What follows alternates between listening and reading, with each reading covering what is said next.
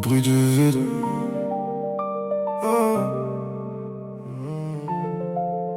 J'ai appris à sourire avec des tempêtes dans les yeux, à répondre ça va d'un ton tellement convaincant que même mon reflet finit par me croire un peu. Je suis devenu champion du camouflage, le roi des t'inquiètes, le funambule qui avance sur un fil, pendant que tout son monde tombe en morceaux, sans faire assez de bruit pour réveiller ceux qui disent aimer. C'est étrange, on croit que les cris ressemblent toujours à des cris, mais parfois les appels au secours portent un costume, un sourire, une vanne bien placée, une présence fidèle. Parfois ils arrivent en retard au message, ils annulent une sortie, ils regardent un peu plus longtemps dans le vide et personne ne traduit cette langue-là. J'ai envoyé des signaux, pas des fusées de détresse, non. Des phrases laissées au milieu des discussions, des silences un peu trop lourds, des regards qui demandaient juste qu'on reste 5 minutes de plus. Mais les alertes se sont noyées dans le bruit des emplois du temps, dans les problèmes des autres, dans cette époque où chacun survit avec son propre incendie.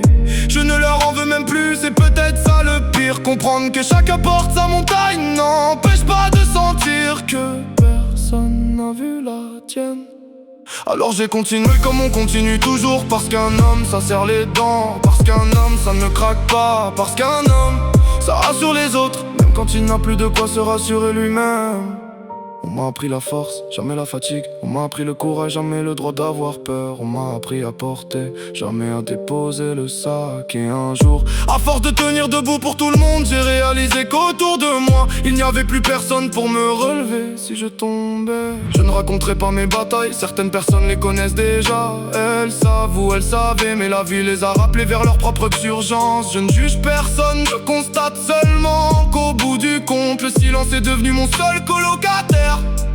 Il y a une partie de moi que je regarde comme on regarde un vieux démon, une ombre, une voix qui connaît mes failles, qui connaît mes nuits, qui sait exactement à quel moment je baisse les yeux.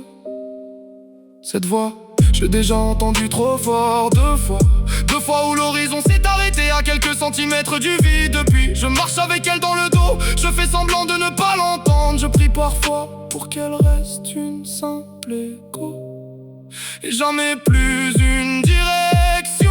Parce que les cicatrices apprennent des choses, elles apprennent les limites, elles apprennent ma fragilité. Elles rappellent que certaines secondes peuvent durer une éternité. Le plus difficile ce n'est pas de tomber, c'est de faire croire qu'on danse encore. Le plus difficile ce n'est pas la douleur, c'est l'indifférence qui l'entoure. Et quand on devient invisible, même aux yeux de ceux qu'on aime, on finit par se demander si notre absence ferait vraiment plus de bruit que notre présence. Alors je continue à avancer un pas, puis un autre, avec les poches pleines de fatigue et le cœur rempli de questions.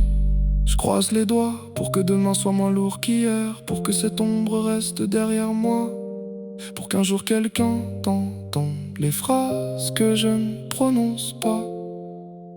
Je n'ai pas besoin qu'on me sauve, seulement qu'on s'arrête parfois pour demander une deuxième fois. Non, comment tu vas vraiment? Parce qu'il suffit parfois d'une oreille qui écoute, une main qui ne lâche pas, d'un regard qui comprend, pour empêcher une nuit de devenir éternelle. Et si un jour je retire enfin mon armure, ne me dites pas que vous ne vous doutiez de rien. Dites-moi seulement que cette fois vous resterez, parce que certains hommes ne demandent jamais qu'on les porte. Ils espèrent simplement ne plus avoir à porter seuls le poids de leur monde.